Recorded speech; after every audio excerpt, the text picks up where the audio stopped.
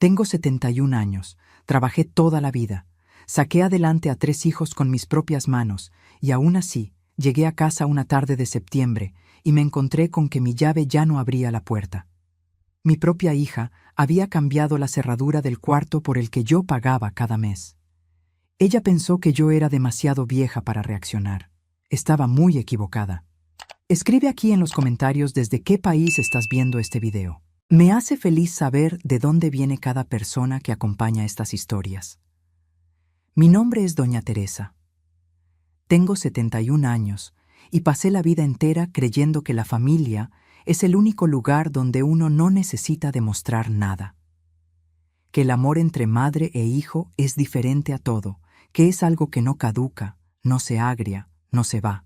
Me llevé décadas creyendo eso. Y me tomó un solo día entender que estaba equivocada de una forma que duele profundo. Duele hasta los huesos. Aquella tarde de septiembre había salido temprano. Fui a la farmacia por mi medicina para la presión, pasé a la tiendita de la esquina por unas cosas básicas y después fui a casa de mi amiga Concepción a tomar un café, porque era jueves y los jueves eran nuestro día. Salí de casa a las 10 de la mañana, con la bolsa en el brazo, mi morral de tela y la llave colgada en el llavero rosa que mi nieta Isabela me regaló en mi cumpleaños 70. Regresé poco después de las 2 de la tarde. Cuando puse la llave en la puerta, no entró. Pensé que estaba usando la llave equivocada. Intenté con la otra. Tampoco entró. Me quedé parada en el porche, sosteniendo el llavero de mi nieta, intentando una vez más y otra y otra. Nada. La cerradura era nueva. Podía ver que era nueva. Se notaba el brillo distinto del metal. Alguien había cambiado esa cerradura mientras yo estaba fuera. Mi corazón dio un salto extraño. No fue exactamente miedo. Fue algo más hondo que el miedo. Fue ese tipo de sensación que uno tiene cuando el suelo desaparece bajo los pies y todavía no te caes, pero ya sabes que vas a caer. Me quedé parada ahí, mirando la puerta de la casa donde vivía hacía 2 años, la casa de mi hija Carla, donde yo pagaba 4,000 pesos al mes por ocupar el cuarto del fondo, y no podía entrar. Mi celular estaba en la bolsa. Lo saqué con las manos que ya me temblaban un poco, todavía no de coraje, solo de susto. Tenía un mensaje de Carla enviado a la 1:47 p.m., menos de 1 hora antes, mientras yo todavía estaba en casa de Concepción, riéndome de cualquier tontería y tomando café de olla. El mensaje decía: «Mamá, ya no vas a necesitar el cuarto. Rodrigo se va a mudar aquí. Dejé tus cosas en el pasillo de servicio. Puedes pasar por ellas». Lo leí 3 veces. Después lo leí una vez más, no porque no entendiera las palabras. Entendí cada una.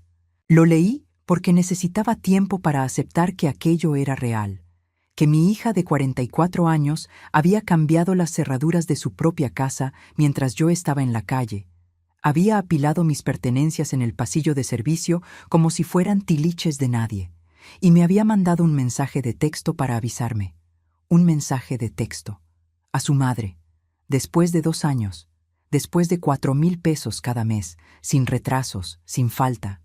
Rodrigo era el nuevo novio de Carla. Lo había conocido 6 meses antes en una fiesta de cumpleaños de una colega del trabajo. Tenía 41 años, era divorciado y tenía 2 hijos que vivían con su exesposa en Querétaro. Yo lo había visto 3 veces. 3 veces en 6 meses.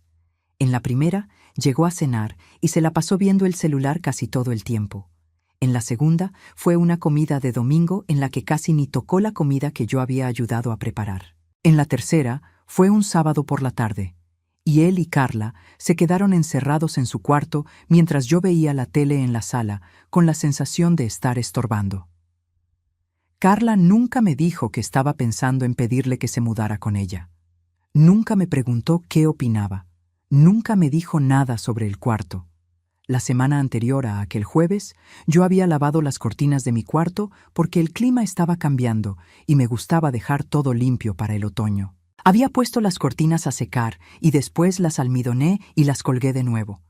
Había comprado un tapetito nuevo para que el cuarto se viera más chulo. Había hecho todo eso sin saber que, en pocos días, ese cuarto dejaría de ser mío. Me senté en el escalón del porche. No tenía dónde más sentarme. El escalón estaba caliente por el sol de la tarde y me quedé ahí, con el mandado en el regazo, el llavero de Isabela en la mano, mirando hacia la banqueta de enfrente. Doña Marta, que vive en la casa de enfrente, estaba barriendo la calle y me miró con ese gesto que pone la gente cuando sabe que algo anda mal, pero no sabe si debe preguntar. Yo le saqué la vuelta a la mirada. Me puse a pensar en cómo había llegado hasta ahí. 2 años atrás, cuando mi esposo Alcides murió, la casa donde vivimos 42 años se volvió demasiado grande, demasiado silenciosa y llena de cosas que me lo recordaban en cada rincón. Mis hijos platicaron entre ellos y fue Carla la que se ofreció primero. «Vente a vivir conmigo, mamá. Tengo un cuarto libre, nos dividimos los gastos y así es más fácil para todos». Pareció razonable. Pareció hasta bonito. Una hija llamando a su madre cerca después de una pérdida.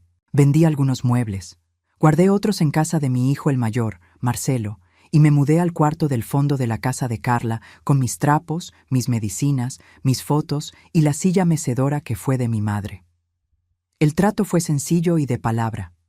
4,000 pesos al mes, que yo le transfería en el banco cada día primero. Carla dijo que era para ayudar con los recibos de la casa. Dijo que no era obligación, que era solo para que yo me sintiera en mi casa de verdad, no de arrimada. Yo acepté. Esa cantidad por un cuarto era menos que cualquier renta por ahí, y pensé que estaba ayudando a mi hija mientras ella me ayudaba a mí también. En 2 años, le entregué 96,000 pesos a Carla. 96,000 pesos. Nunca pedí recibo. Nunca tuve que pensarlo. Era mi hija. Aquella tarde de septiembre, sentada en el escalón, empecé a sacar esas cuentas por primera vez, y entre más calculaba, más pesado se sentía el aire a mi alrededor, porque no era solo el dinero. Era todo lo que yo había hecho en esos 2 años, además de la plata. Era la comida que hacía 3 veces por semana porque Carla llegaba molida del trabajo. Era la ropa que doblaba cuando ella se le olvidaba en la lavadora. Era el pan dulce que compraba cada viernes porque era su día favorito. Era el súper al que yo iba cuando ella no tenía tiempo. Era la casa que siempre estaba recogida porque mis manos no saben estarse quietas. 2 manos que habían criado a 3 hijos, enterrado a un marido y que, aún así, esa tarde no podían abrir la puerta de donde yo dormía. No lloré. Eso me sorprendió. Esperaba romper en llanto, pero las lágrimas no salieron. Lo que llegó fue una claridad fría y extraña, de esa que uno solo tiene cuando está completamente a solas con la verdad. La verdad era esta. Mi hija me había corrido de su propia casa sin mirarme a los ojos. Había esperado a que yo saliera, había cambiado la chapa, me había mandado un mensaje de texto.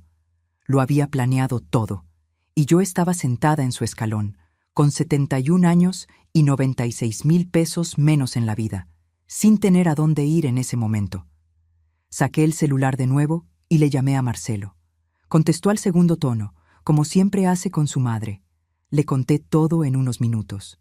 Su voz se quedó callada, de esa forma que se pone cuando tiene mucho coraje y trata de no explotar. Me dijo que me fuera a su casa.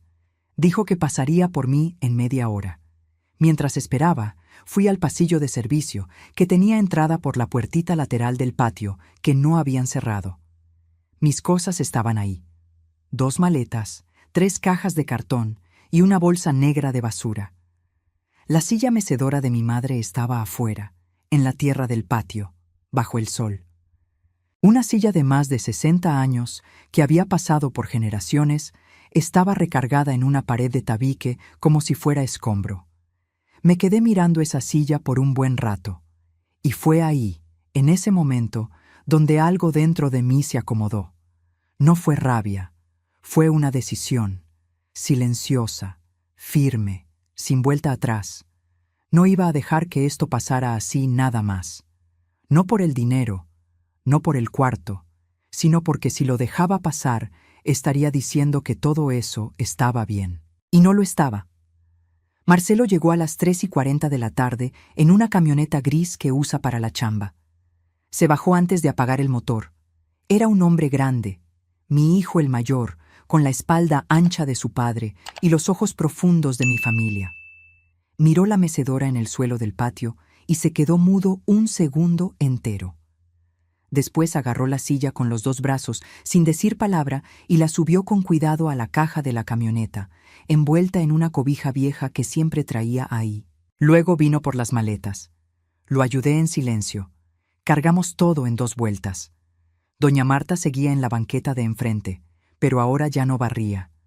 Solo estaba ahí parada, observando. No dijo nada. Yo tampoco. En la camioneta, Marcelo me preguntó si quería entrar a la casa de Carla antes de irnos. Le dije que no. La cerradura era nueva y yo no tenía la llave, y además no había nada que tuviera que buscar. Todo lo que era mío estaba en esas maletas y en esas cajas. El cuarto en sí, el cuarto que yo había llamado mío por 2 años, ya había dejado de serlo antes de que yo lo supiera. Me quedé en casa de Marcelo y de mi nuera Simón durante los días siguientes. Me dieron el cuarto de Isabela, porque ella estaba en la universidad en Puebla y solo venía los fines de semana.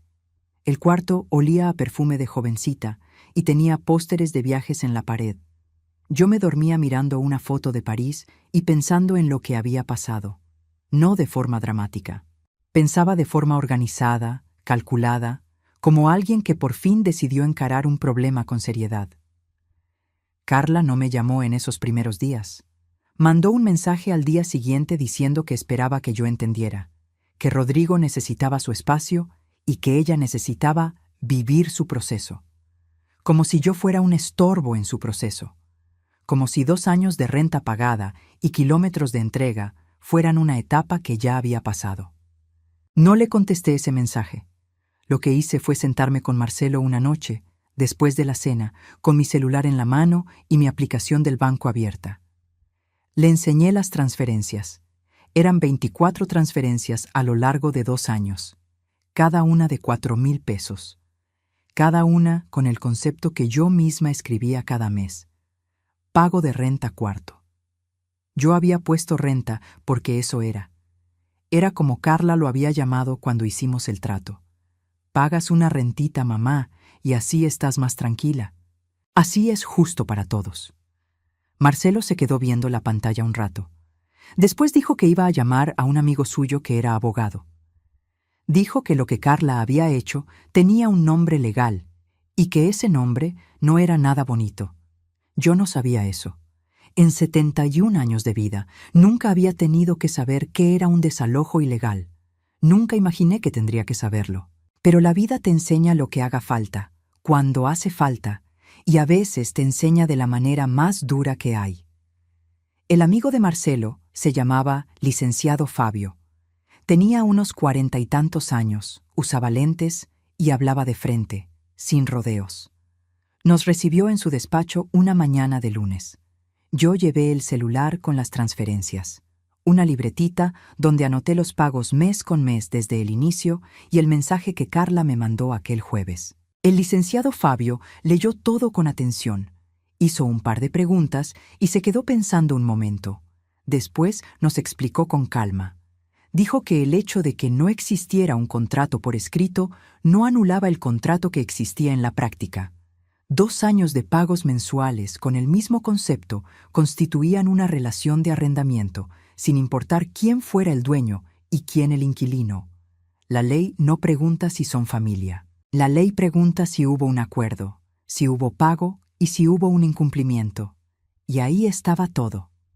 Lo que Carla hizo, cambiar la chapa sin aviso, sin plazo, sin notificación, era un desalojo ilegal, así de simple. Me quedé mirándolo mientras hablaba. Sentía algo raro en el pecho. No era gusto, no era alegría. Era más como el alivio de quien escucha a alguien decir en voz alta algo que ya sabía por dentro, pero que no tenía palabras para nombrar. Yo sabía que eso estaba mal. Lo supe desde el escalón del porche, desde la mecedora en el suelo del patio. Pero oírlo de alguien que sabía de leyes, de alguien que lo decía sin emoción y sin juzgar, solo con los hechos sobre la mesa, fue diferente. Hizo que todo fuera más real. El licenciado Fabio también preguntó algo que no me esperaba. Preguntó si Carla había declarado ese dinero que recibía de mí como ingresos en su declaración anual ante el SAT. Yo no sabía. Nunca lo había pensado. Pero me quedé callada un momento y saqué la cuenta en mi cabeza. $4,000 al mes por 2 años eran 96,000 pesos de ingresos por renta. Si no los había declarado, tenía un problema ahí que iba más allá del desalojo. Regresé a casa de Marcelo con la cabeza llena de información y con un sobre que el licenciado Fabio me dio para organizar los documentos. El lunes por la noche me senté a la mesa de la cocina de Simón con el celular, la libretita y una pluma roja. Imprimí los estados de cuenta de los 2 años en la impresora de Marcelo. Imprimí cada transferencia con fecha, monto y concepto. Imprimí el mensaje de Carla. Lo acomodé todo en orden, de lo más viejo a lo más nuevo, y escribí una cronología a mano, página por página, con fechas y hechos. Mis manos estaban firmes. Me di cuenta de eso cuando terminé y vi la pila de papeles frente a mí. 71 años, una rodilla que me duele cuando va a llover, la presión controlada con pastillas, y mis manos estaban firmes. Pensé que eso decía algo de lo que estaba pasando dentro de mí. No era coraje, era convicción. Hay una diferencia enorme entre las dos cosas, y lo aprendí esa noche. No llamé a Carla. No le mandé mensaje. No le dije nada a nadie de la familia todavía. Solo guardé los papeles, los puse en el sobre y me fui a dormir al cuarto de Isabela, mirando la foto de París, y por primera vez desde el jueves dormí de corrido hasta la mañana. La familia se enteró antes de lo que yo quería. Fue mi hermana Lucia la que me llamó primero, el martes en la mañana, con ese tono de voz que usa cuando está repitiendo lo que oyó de otro. Dijo que Carla le había llamado el día anterior para decirle que yo había armado un drama por lo del cuarto, que me estaba haciendo la víctima y que ella solo había tomado una decisión necesaria para su vida.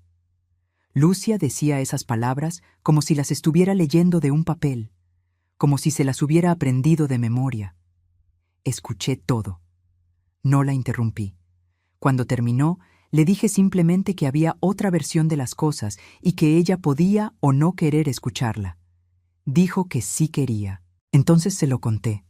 Las transferencias, los 2 años, el trato, la cerradura cambiada, la mecedora en la tierra del patio, el mensaje de texto en lugar de una plática de frente. Lucia se quedó callada. Después dijo que no sabía nada de eso. Ella solo sabía lo que Carla había querido contarle. Eso es lo que hacen las familias. La persona que se mueve primero cuenta la historia primero y su versión ya anda dando vueltas antes de que el otro tenga chance de abrir la boca. Carla le había llamado a Lucia, a mi otra hermana Dulce, a mi cuñada Nair, a la prima Celeste. Todas habían recibido la versión de Carla, una madre difícil que no aceptaba la felicidad de su hija, que estaba estorbando en su nueva relación. Ninguna me había llamado a mí antes de hacerse una idea. En los días siguientes recibí mensajes de parientes con los que casi ni hablaba. Celeste diciendo que debería darle chance a Carla. Nair diciendo que las hijas también tienen derecho a hacer su vida. Dulce, que siempre fue la más centrada, me llamó y se quedó en silencio cuando le conté la verdad. Al final de la llamada, solo dijo que ya había entendido y que necesitaba pensarlo. Eso lo respeté. El silencio honesto es mejor que el ruido mentiroso. Lo que me dolió de verdad no fue lo de Carla. Ya había llegado a un punto en mi interior donde lo que ella hizo estaba claro, documentado, y se estaba manejando como debía. Lo que me dolió fue mi hijo, el de en medio, Adán. Adán siempre fue el hijo más cercano a Carla. Tenían mucha complicidad desde chiquitos. Cuando me llamó el miércoles, yo todavía tenía la esperanza de que escucharía mi versión con cuidado. Pero empezó la llamada diciendo que sentía que yo estaba exagerando las cosas y que a lo mejor era mejor dejarlo pasar. Como si dejarlo pasar fuera una opción cuando 96,000 pesos se habían esfumado y yo estaba durmiendo en el cuarto de mi nieta porque no tenía a dónde ir. Colgué el teléfono después de unos minutos. No peleé, no alcé la voz. Solo le dije que el asunto lo estaba llevando un abogado y que yo lo mantendría informado. Se sorprendió con eso. Lo noté por el silencio antes de que contestara. Él esperaba que yo fuera la madre de siempre, la que se aguanta, la que se calla, la que dice que no pasa nada cuando sí pasa. Ya no era esa madre. Marcelo me observó esos días con una atención que me conmovió. No decía mucho, pero siempre estaba cerca, siempre al pendiente. Simón, mi nuera, era discreta y amable, como solo la gente buena de verdad sabe serlo. Me dejaba la comida calientita cuando yo llegaba tarde, me dejaba el baño acomodado a mi modo sin que yo tuviera que pedirlo, me daba silencio cuando el silencio era lo que me hacía falta. A veces, la gratitud que uno siente por una persona no tiene palabras, solo tiene presencia. Isabela, mi nieta, se enteró de lo que pasó por su mamá, Simón, en una versión cuidada y justa. El fin de semana, cuando Isabela regresó de la escuela y me encontró en su cuarto, no me preguntó nada que me diera pena. Solo me dio un abrazo muy largo. Después me dijo que el cuarto era mío todo el tiempo que hiciera falta, que le encantaba la idea de que yo estuviera ahí.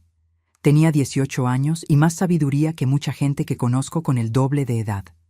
Esa semana, el licenciado Fabio me explicó los siguientes pasos. Había 3 frentes posibles. El primero era la demanda por desalojo ilegal, ya que me habían sacado sin previo aviso y sin los 30 días que marca la ley. El segundo era el juzgado de paz, o de cuantía menor, donde podía pedir que se me devolviera el dinero o se me reparara el daño. El tercero dependía de algo que yo todavía no sabía. Si Carla había declarado esos 96,000 pesos de renta ante el SAT. Le pedí a Marcelo que investigara discretamente. Tenía un conocido contador que podía checar algunas cosas de forma indirecta. Tardó 3 días. La respuesta fue lo que yo ya sospechaba. No había declaración. 2 años de rentas cobradas y nada declarado. El dinero había entrado a la vida de Carla como si fuera invisible. Me quedé con esa información un día entero antes de hacer nada. No porque tuviera dudas. Estaba segurísima de lo que iba a hacer. Necesitaba un día para sentir el peso de todo con calma, para estar segura de que no estaba actuando por puro coraje, por despecho o por la humillación. Necesitaba estar segura de que estaba actuando por justicia. Porque hay una diferencia, y esa diferencia importa. Me importa a mí. Siempre me ha importado.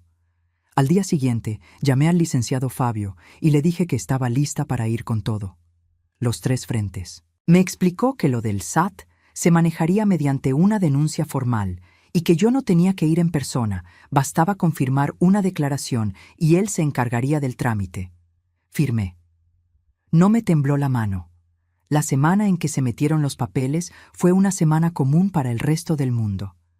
Para mí, fue la semana en que por fin dejé de ser la que se traga todo.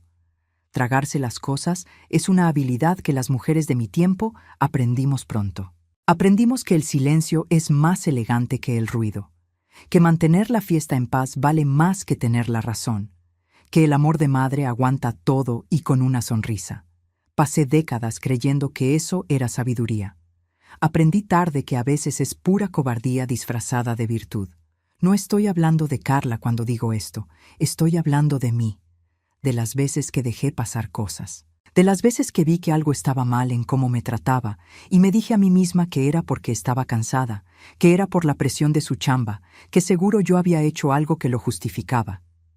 La gente que crece siendo el puerto seguro de todo el mundo muchas veces no sabe cuándo es hora de irse a su propio puerto. El licenciado Fabio presentó la demanda por desalojo ilegal y la petición en el juzgado un miércoles por la mañana. Yo no fui, él arregló todo. Pero el viernes, una semana y 3 días después de haberme sentado en aquel escalón con la llave que no abría, un actuario fue a la casa de Carla con una notificación. Eran las 8:30 de la mañana. Carla estaba en su casa porque era su día de trabajar desde la computadora. Rodrigo también estaba ahí. Según lo que doña Ángela, la vecina de Carla, le contó después a una conocida mía, el actuario tocó a la puerta, pidió hablar con Carla por su nombre completo y le entregó los papeles ahí mismo, en la entrada. Carla los agarró sin entender bien qué estaba recibiendo. Se quedó parada en el umbral leyendo, mientras el actuario esperaba la firma de recibido. Yo no estaba ahí. No hacía falta. Me enteré de todo después, por los rumbos que toman los chismes en las familias. Pero cuando lo supe, me quedé sentada un rato dejando que la noticia se asentara. No fue alegría, no fue un alivio de golpe. Fue una sensación más tranquila. Fue sentir que el mundo había reconocido que algo estaba mal, y eso, de alguna forma, ya era suficiente por ese día. El teléfono empezó a sonar por la tarde. Celeste primero, luego Nair, luego Lucia otra vez, ahora con la voz distinta, menos segura que antes. Todas con la misma pregunta entre líneas. ¿De veras vas a seguir con esto? Les contesté a todas de la misma forma.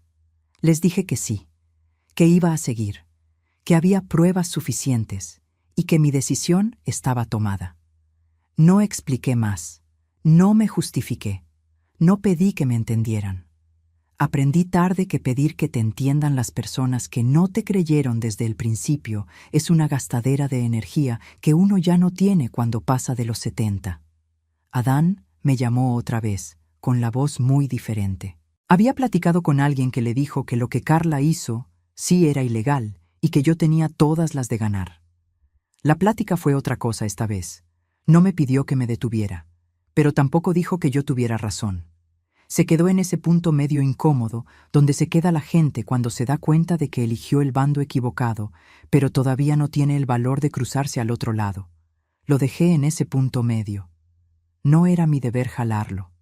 Lo que me sorprendió esos días fue la vecina de Carla. Doña Ángela tenía sus 65 años, era viuda, muy observadora, y vivía en la casa de al lado desde hacía 15 años. No me conocía mucho, pero me había visto 1000 veces en los 2 años que viví con Carla. Sabía quién era yo. Sabía que yo era la mamá que vivía en el cuarto de atrás. Sabía de mis vueltas al mercado, de los panes de los viernes, de las veces que barrí la banqueta de Carla, porque así me criaron, sin ver dónde terminaba lo mío y empezaba lo del vecino. Ella había visto la mañana en que sacaron mis maletas al pasillo, había visto la mecedora en la tierra del patio. Cuando el licenciado Fabio nos dijo que los testigos podían ayudar, a Marcelo se le ocurrió llamarla. Ella aceptó sin pensarlo, dijo que lo había visto todo y que estaba dispuesta a confirmar lo que vio.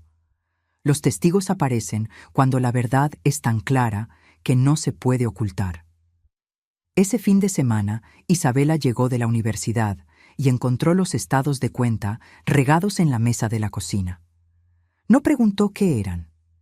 Se sentó a mi lado, agarró un montón de papeles y empezó a ayudarme a acomodarlos.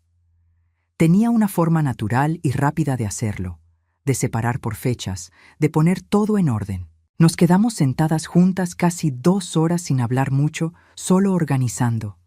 Y en ese silencio de trabajo compartido sentí algo que no sentía hace mucho. Sentí que no estaba sola de verdad. A veces el apoyo de verdad no viene de donde uno lo espera. No viene de los hijos que uno crió, ni de los hermanos con los que creció. Viene de una nieta de 18 años que se sienta a tu lado sin pedirte explicaciones, solo porque eres su abuela y te quiere de una forma limpia, sin complicaciones. Carla me llamó una noche de jueves, exactamente 2 semanas después de que cambió la chapa. Contesté. Su voz sonaba diferente a todo lo que le había oído antes. No era voz de hija, ni voz de mujer segura. Era la voz de alguien que se había llevado un susto y todavía no se recuperaba. Empezó diciendo que yo había exagerado, que estaba destruyendo a la familia por un cuarto. La dejé hablar. No la interrumpí. Cuando se calló, le dije con calma lo que tenía que decirle. Le dije que ese cuarto había sido mío por 2 años, que yo lo había pagado cada mes, que me habían sacado sin aviso y sin respeto, y que la ley reconocía eso igual que lo reconocía yo. Le dije que no estaba destruyendo a ninguna familia. Le dije que estaba exigiendo lo que es mío. Se quedó callada un rato. Después dijo que Rodrigo se había enojado mucho cuando llegó la notificación, que había dicho que no quería meterse en broncas ajenas, que estaba pensando mejor lo de mudarse. Escuché eso y no dije nada. No era mi bronca arreglarle sus problemas con el novio. Ella había tomado decisiones. Esas decisiones tenían consecuencias. Eso No era maldad de mi parte, era solo cómo funcionan las cosas. La llamada terminó sin arreglar nada. Ella no pidió perdón. Yo no pedí que lo hiciera. Colgué el teléfono y me fui a tomar un vaso de agua a la cocina de Simón. La cocina estaba en paz, con el olor al arroz que Simone había hecho para la cena todavía en el aire. Me senté en una silla y me quedé viendo por la ventana hacia el patio oscuro. Había una macetita de albahaca en el borde de la ventana y me le quedé viendo un buen rato, solo calmando el corazón. No quería hacerle daño a Carla. Quiero que eso quede claro porque es la verdad. Era mi hija. La cargué en mi cuerpo, perdí el sueño por ella años enteros, me preocupé por ella de esa forma que no tiene descanso, de esa forma que las madres conocen y que nunca se quita. Pero había una diferencia entre querer su bien y dejar pisotear el mío. Pasé mucho tiempo confundiendo las dos cosas, pensando que el amor de madre significaba borrarme para que ella brillara. No significaba eso. Nunca significó eso. Fui yo la que aceptó esa idea sin dudar. En ese mes, Rodrigo de plano pospuso su mudanza a casa de Carla. Me enteré por otros lados, no por ella. Al parecer, cuando recibió los papeles y entendió que había una demanda legal por el inmueble y un pleito con la inquilina anterior, que era su suegra, se echó para atrás. Dijo que quería esperar a que se resolviera la situación antes de decidir nada. Carla me echó la culpa a mí. Yo entendía su lógica, pero no me sentía culpable. Yo no cambié ninguna cerradura.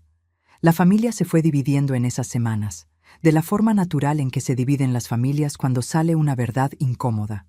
De un lado, los que le creyeron a Carla sin escucharme, y que ahora les daba pena retractarse. Del otro, los que escucharon con cuidado y entendieron lo que pasó de verdad.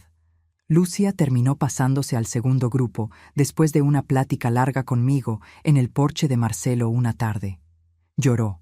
Dijo que había sido injusta. Acepté lo que dijo sin hacer mucho teatro. No había por qué ser dramática. Solo había que poner la verdad donde hacía falta. Adán tardó más. Pero un día, como a las 3 semanas de que empezó todo, apareció en casa de Marcelo una tarde sin avisar. Tocó el timbre, entró y se quedó parado en la sala, con la gorra en la mano como un niño que hizo una travesura y no sabe cómo pedir perdón. No dijo mucho. Dijo que se había equivocado, que escuchó la versión de Carla porque era más fácil que escuchar la mía, que había confundido lealtad con justicia. Me le quedé viendo a mi hijo, con los hombros caídos así, y sentí una ternura mezclada con tristeza. Lo quería. Siempre lo querré. Pero el amor no quita la obligación de ponerse del lado correcto cuando importa. El licenciado Fabio me avisaba cada semana. El proceso en el juzgado ya iba caminando. La demanda por desalojo ilegal estaba en curso. Lo del SAT ya se había mandado formalmente. Cada vez que me llamaba para darme una noticia, yo anotaba en mi libretita la fecha, qué había avanzado y qué faltaba. Era una libretita de pasta dura que me regaló Isabela, azul marino, con hojas de raya. Yo la llamaba, en mi mente, la libreta de las cosas que cuentan. La audiencia en el juzgado fue una mañana de octubre, un mes y pico después de que empezó todo. Era un edificio público de 3 pisos en el centro de la ciudad, con pasillos largos de piso de linóleo y luces frías en el techo. Olía a papel y a aire acondicionado viejo. Llegué con Marcelo, que iba de traje oscuro, cosa que casi nunca usa, y con mi sobre de documentos bajo el brazo. Carla llegó sola, sin abogado, sin nadie que la acompañara. Me miró cuando entró a la sala de espera y yo la miré de regreso. No bajamos la mirada ninguna de las dos. Fue una de esas miradas que dicen mucho sin una sola palabra. Vi en ella el cansancio, la tensión, tal vez un asomo de arrepentimiento que todavía no sabía cómo nombrar. No sé qué vio ella en mí. Solo sé que me sentí firme. Ya no tenía por qué temblar. La jueza era una mujer de edad mediana, cabello corto entrecano y lentes de armazón delgado. Leyó los papeles con mucha atención antes de empezar. Después me pidió que presentara el caso. Lo hice con calma, en orden, de principio a fin. Hablé del trato, los 2 años, los pagos mensuales, el concepto de cada transferencia. Enseñé los estados de cuenta. Enseñé el mensaje de Carla. Enseñé la cronología escrita a mano en la libretita azul que el licenciado Fabio me había dicho que llevara como prueba de que soy una persona organizada y de buena fe. La jueza se volteó hacia Carla y le preguntó si los pagos habían sido como yo decía. Carla dijo que sí, pero que era ayuda para los gastos, no renta. La jueza agarró la hoja de las transferencias y leyó en voz alta el concepto de una de ellas. Pago de renta cuarto, septiembre. Después miró a Carla por encima de los lentes y preguntó quién había puesto ese concepto. Carla dijo que yo. La jueza le preguntó si ella alguna vez se había quejado de ese concepto, si me había pedido cambiarlo o si había dicho que el trato era otro. Carla se quedó callada. El silencio de Carla en esa sala fue la respuesta a todo. La jueza no tardó mucho. Falló a favor de la parte actora, o sea, yo. Dijo que la relación de arrendamiento estaba bien probada, que sacarme sin aviso previo era un desalojo ilegal, y que Carla estaba condenada a pagar una indemnización por daños y perjuicios, además de una multa por el desalojo sin notificación legal. El monto total en ese momento fue de 35,000 pesos. El licenciado Fabio me había explicado que lo demás, considerando los 2 años de renta, lo podíamos buscar en otra demanda civil después. Carla salió de la sala antes que yo. No dijo nada. Oí el ruido de sus tacones en el pasillo y luego el silencio de la puerta al cerrarse. Marcelo me puso la mano en el hombro. No dijo nada. A veces el silencio correcto es el mejor consuelo del mundo. Afuera del edificio, el sol de octubre estaba fuerte. Me detuve un segundo en la banqueta, cerré los ojos y sentí el sol en la cara.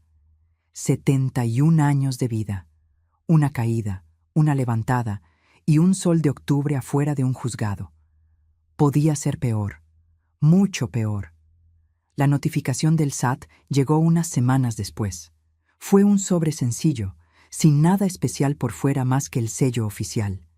Carla abrió ese sobre en su casa, seguramente a solas, porque así fue como me enteré. El SAT había iniciado una auditoría de sus declaraciones de los últimos 2 años. Había una diferencia entre lo que declaró y los depósitos recibidos con concepto de renta.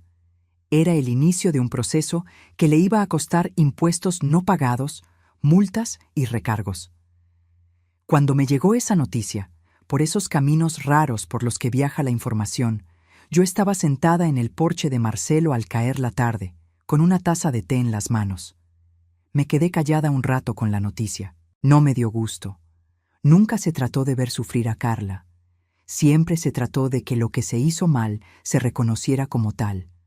Las consecuencias eran del proceso, no mías. Lucia me llamó esa misma semana, con la voz bajita. Dijo que Carla le había llamado llorando, que estaba muy preocupada por lo del SAT, que Rodrigo, ya de plano, le había dicho que no se mudaba después de ver todos los líos legales de la casa, que la casa se sentía grande y sola, y que Carla le había confesado que se sentía muy abandonada. Escuché eso y sentí algo que ni yo esperaba. Sentí lástima.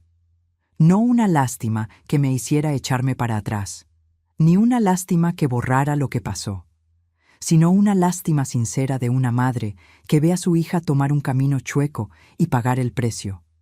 No quería que sufriera, pero no iba a evitarle las consecuencias de sus propios actos. Esas 2 cosas pueden existir al mismo tiempo. Me tardé en aprenderlo.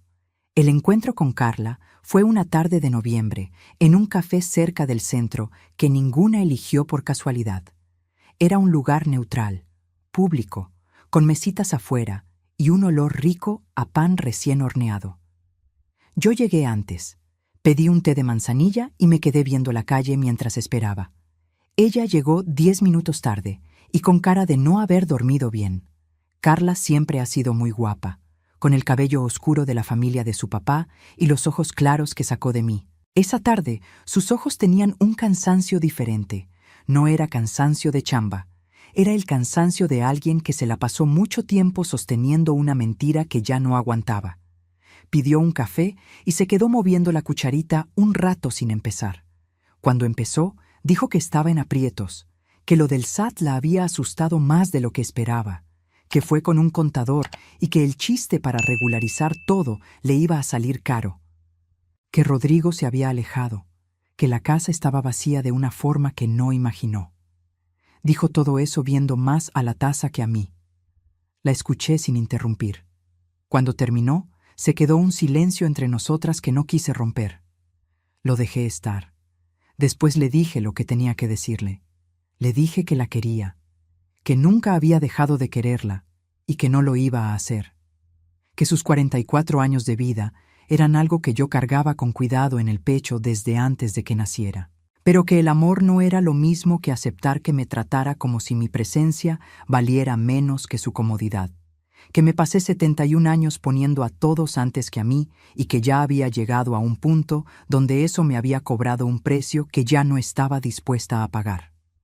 Le dije también que no actué por rencor, que cada paso que di fue pensado, documentado y correcto, que yo intenté hablar con ella antes de hacer nada y ella decidió no tener esa plática. Las puertas que se cierran antes de tiempo terminan abriéndose de otra manera. Carla lloró. Lloró como yo la conocía, como lloraba desde niña, con la barbilla temblando y las manos apretadas sobre la mesa. No me acerqué, no le di la mano, no porque la estuviera castigando, sino porque había un proceso que ella tenía que pasar solita. El consuelo antes de tiempo le quita a la gente la oportunidad de aprender lo que tiene que aprender. Lo que dijo después me sorprendió. Dijo que sabía que se había equivocado, así, derechito, sin vueltas. Dijo que se dejó llevar por la prisa de meter a Rodrigo, por el miedo de perder esa relación, y que tomó una decisión muy mal hecha de una forma muy fea. Dijo que esperaba que yo me quedara callada porque siempre me había quedado callada antes. Dijo que cuando llegaron los papeles, lo primero que sintió fue coraje, pero después fue vergüenza. Vergüenza es una palabra muy pesada. No es fácil de decir. Cuando Carla dijo esa palabra, algo se movió dentro de mí. No fue un perdón de golpe, no fue de un día para otro, pero fue el comienzo de algo distinto.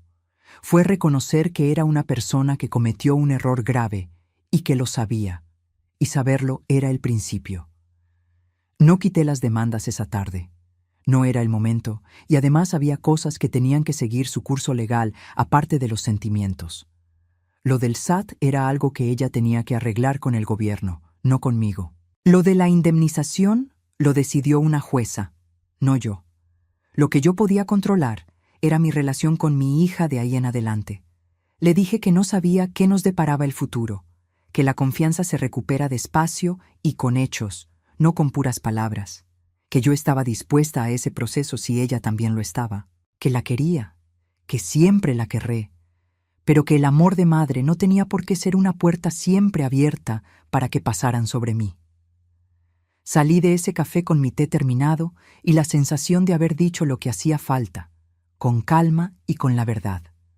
El sol todavía estaba claro en la calle. Me fui a casa de Marcelo caminando, porque estaba cerca y el día estaba bonito, y porque a veces uno necesita el ruido de sus propios pasos para saber que sigue aquí. 3 meses después de aquella tarde de septiembre, firmé un contrato de renta de verdad. Un contrato con papel, firma, ante notario, testigos y todo lo que manda la ley. Era un departamento chiquito en la colonia Jardín de las Rosas, a 15 minutos de Marcelo y Simón en coche. 2 cuartos, un balconcito que da al oriente, por donde entra el sol en la mañana. Renta de $3,500 al mes, menos de lo que le daba a Carla. El dinero de la indemnización del juzgado me llegó unas semanas antes. Usé una parte para pagar el depósito y los primeros meses, que me dio mucha seguridad. Otra parte la usé para comprar un colchón nuevo, porque ya no aguantaba camas que no fueran la mía. Compré una mesa de madera clarita para la cocina y 2 sillas. Lo demás se quedó en el banco, a mi nombre, bajo mi mando. Marcelo me ayudó a mudarme en su camioneta gris. Simón envolvió los trastes en periódico viejo con ese cuidado que nunca le falta. Isabela vino el siguiente fin de semana con una maceta de helecho que ella solita compró en un vivero. Dijo que los helechos eran buenos para departamentos porque les gusta la sombra y necesitan poca agua, y que eso me definía. Me reí con eso. Tenía 18 años y ya sabía cómo hacerme reír. La mecedora de mi madre se quedó en el balcón. La limpié y le saqué brillo con cera de esa buena, como mi madre me enseñó de niña. El respaldo quedó como nuevo. En mi primera mañana en el departamento nuevo, me senté en ella con una taza de café y me quedé viendo las plantas del patio central. Había una lengua de suegra del vecino de abajo que subía por la barda con ese verde fuerte de las plantas que nadie cuida, pero todos agradecen. Me quedé ahí un buen rato. Dejé que el café se enfriara y no me importó. Dejé que el silencio estuviera ahí. Y ese silencio era muy diferente a todos los silencios que conocí en los últimos meses. No era el silencio de quien mastica un dolor. No era el silencio de quien planea el siguiente paso. Era el silencio de quien llegó a donde tenía que llegar y puede descansar. Pensé en aquella tarde de septiembre que pasé en el pasillo de servicio, viendo la mecedora de mi madre en la tierra. Pensé en cómo me sentí en ese momento. No fue derrota, fue una forma de despertar. Un despertar doloroso, de los que dejan cicatriz, pero un despertar al fin. 71 años de vida y necesité que me cambiaran la chapa para darme permiso de ser la persona que ya debía haber sido hace mucho. No me arrepiento de lo que hice. No me arrepiento de ningún papel que firmé, ni de las audiencias. Solo me arrepiento de haberme tardado tanto en entender que vivir de forma calladita, sin molestar, sin exigir, sin ocupar mucho espacio, no era una virtud. Era solo un hábito viejo que yo había confundido con amor. Carla y yo vamos paso a paso. Me ha llamado varias veces desde lo del café. Las pláticas son cortas, con cuidado, como dos personas cruzando un río sobre piedras resbalosas. No es lo que era antes, pero lo de antes tampoco era lo que yo pensaba. Estamos armando algo distinto, con más verdad y menos cuentos. Si va a funcionar, solo el tiempo dirá. Pero por lo menos se está haciendo sobre suelo firme.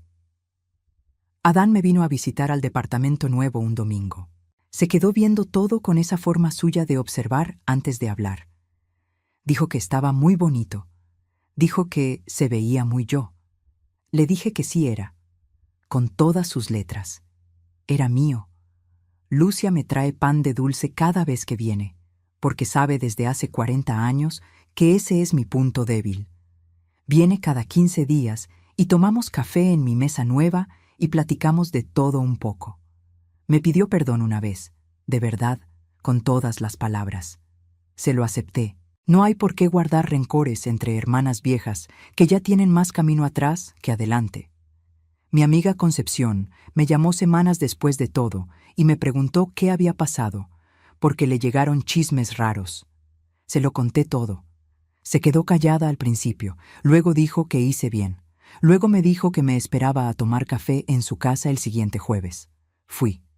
El jueves volvió a ser nuestro día. Algunas cosas, cuando vuelven a su lugar, vuelven mejor que antes. La lámpara que me dejó mi madre, esa vieja de latón con la pantalla pintada a mano, estaba en la caja que se quedó en casa de Marcelo. Cuando la abrí el primer día en mi departamento, estaba enterita, envuelta en una tela de flores que Simón le puso. La conecté en la sala. Dio una luz cálida, como color miel, de esa que hace que hasta un cuarto chiquito se sienta acogedor. El tipo de luz que te dice que ya estás en casa. Esa noche cené solita por primera vez en mucho tiempo. Arroz, frijoles y una ensalada sencilla. Nada del otro mundo. Pero el silencio era totalmente distinto. No era el silencio de ser tolerada. No era el silencio de ser ignorada. No era el silencio de no dar lata. Era el silencio de quien cerró la puerta de su propio hogar con su propia llave y no tiene que darle explicaciones a nadie. La cerradura de esta puerta es mía, solo mía.